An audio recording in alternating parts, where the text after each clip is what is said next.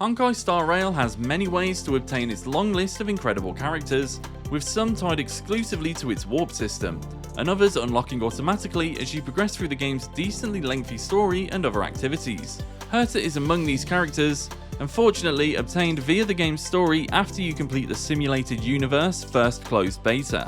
While she pales in damage compared to other DPS-focused characters, she can be competent with proper focus and dedication.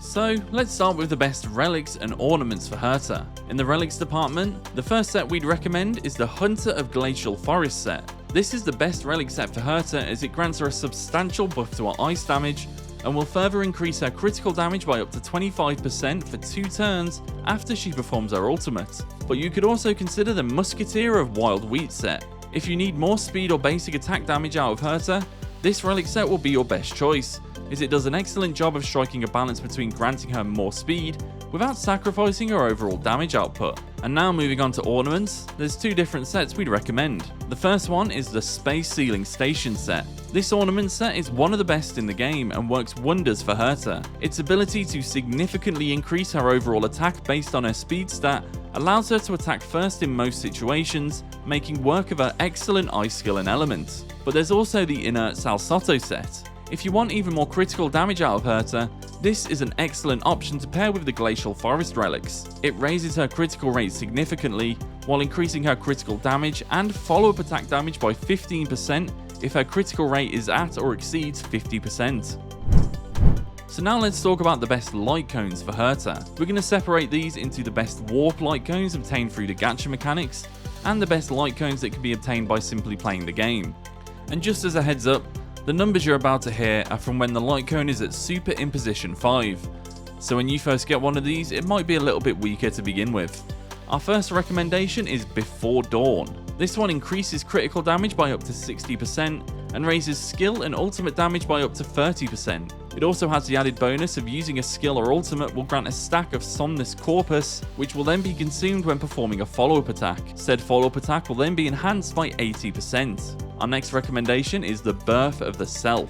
With this light cone, your follow-up attack damage is increased by 48%, and if your target is at half HP or lower, your follow-up attack will be increased by an additional 48%. Our final warp light cone is Night on the Milky Way.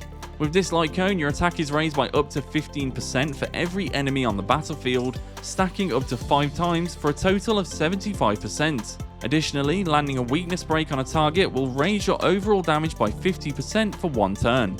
Moving on to the free-to-play light cones, and we have 2 recommendations for you there. The first one is Sagacity.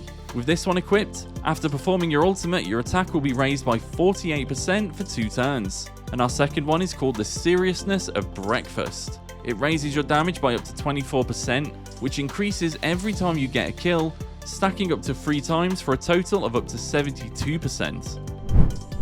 So let's talk about Herta's traces, and there are 2 in particular we really recommend you focus on, but make sure you don't neglect the others as they're also crucial to a good Herta build. The first one we recommend you prioritize is Herta's ultimate.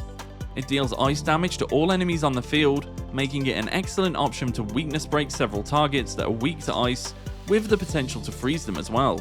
Upgrading this trace will substantially raise Herta's ice damage during her ultimate, making it arguably one of the best ice AoE actions in the game, especially when paired with light cones, relics and ornaments that further enhance its capabilities. The other trace we recommend you focus on is Herta's skill. Using her skill in battle has her deal ice damage to all enemies on screen, with a little extra to targets who still have 50% of their HP remaining. Enhancing her skill makes her a force to be reckoned with when facing large amounts of enemies that are weak to ice damage. Like her ultimate, the more emphasis you place on her ice damage, the better she gets. It will just take some time and effort to get there. So there's our advice on the best ways to build Herta in Honkai Star Rail. I've been Luke Gould, thanks for watching, and make sure to check out thegamer.com for more. See a diamond this big?